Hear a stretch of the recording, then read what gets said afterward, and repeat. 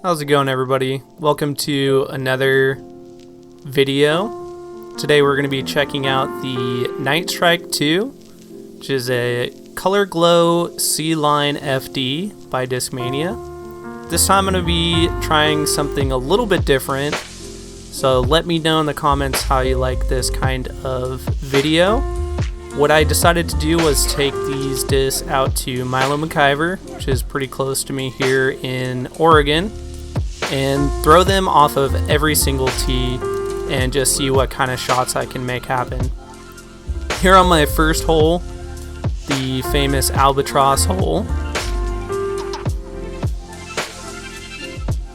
So these were the first few shots that I had ever thrown with these. I actually haven't even thrown the original Night Strike Color Glow FDs, but I was pretty surprised with how stable these were and what kind of hyzers I could actually put on these without them flipping up. Knowing how stable they were on the first hole, I figured maybe I could actually pull a tight hyzer forehand, but just pushed it long into the trees.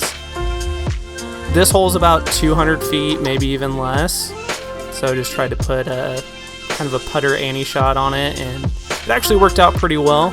Was about to come out before it hit that tree, but downhill shots, the FD seemed to flip up and, you know, just have that FD glide downhill that you'd look for on more of a straight shot, which I threw another downhill shot a couple holes after this and didn't get an opportunity to film it, but here just trying to throw a high ante and see how far this really goes if you just put it up in the air. And it ended up going somewhere around 340 according to UDisc on that shot. So for those curious about how far I could throw these, I think that was about my max, was somewhere around 350, 360. Here just tried to throw a hyzer and accidentally flipped it up, but used that knowledge later on the course. Here just trying it on some forehand approaches, which I also did some more of those later on during the day. That one just kind of fluffed, but here just tried to put a power hyzer on it and see how far on a hyzer I could really throw it. And again, this one ended up about 330, 340, so that's about, like I said, the distance that I can throw these things without flipping them too much or anything like that. Here, tried to do more of a classic FD shot, flip up to flat, and strong finish was pretty nice. Another forehand approach, just tried to put some anhyzer on it and see if it could come out on the green.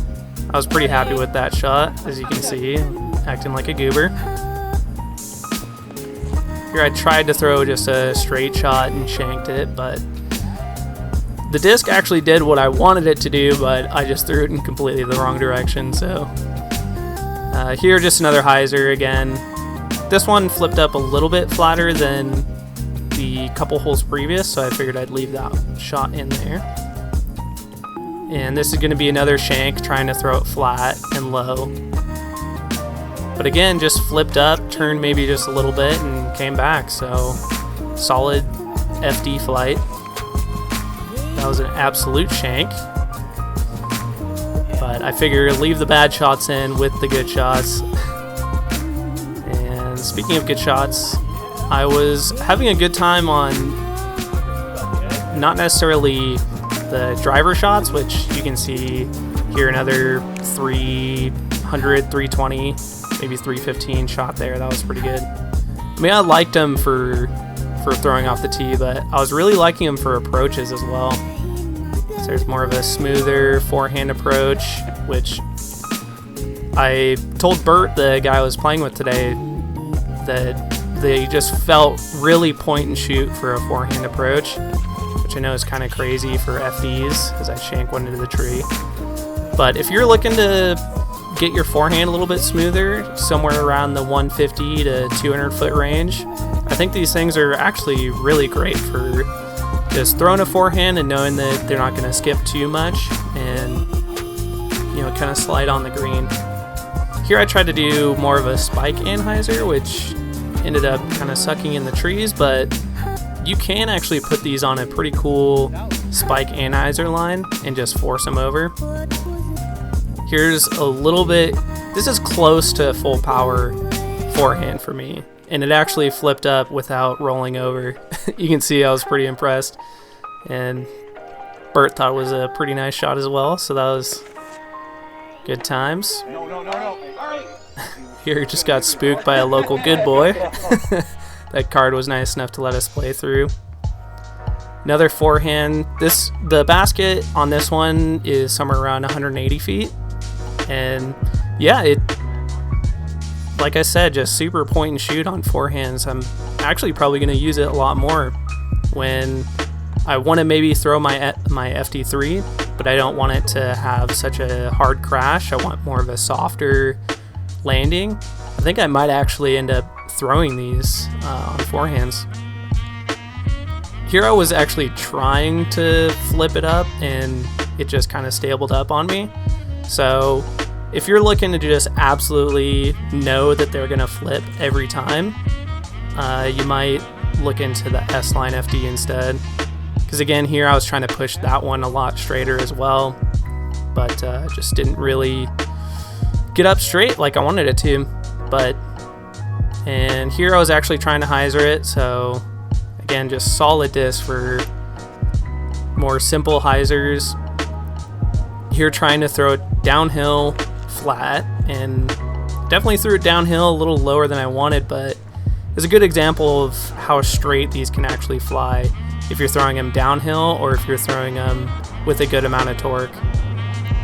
And just trying this was the first skip hyzer I really actually threw.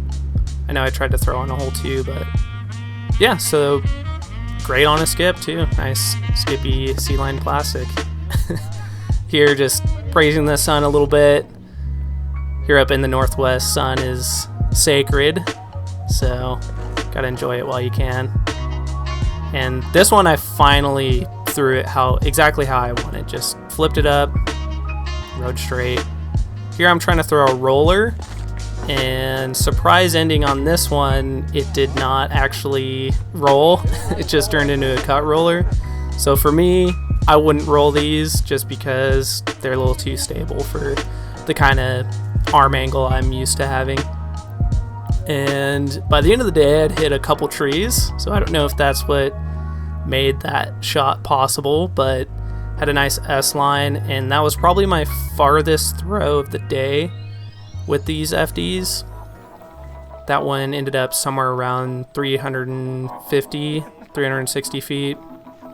So, and a little bit of a shank again, but here you can barely see the basket red band on the right side, so I'm trying to throw an anhyzer around the close tree, hoping it'd come out, but I just put a little bit too much anhyzer on it. So definitely if you're looking to throw any kind of a flex shot with these, I might recommend something a little bit more stable, like a PD. And that one just shanked a little bit. So like I said, these were surprisingly much more stable than any of the other FDs I really throw. I don't really throw the second run FD because I prefer PDs. So maybe not on the level of a second run FD, but pretty stable still. Nice flyers. And here's the last shots. Throwing myself and my friend Bert also threw that. I mean, that's pretty much the quintessential throw for these discs. I feel like it's about 300, it's probably about 300 feet to that tree on the right, and you want to have it fade about 50 or 60 feet to the right of the camera angle here.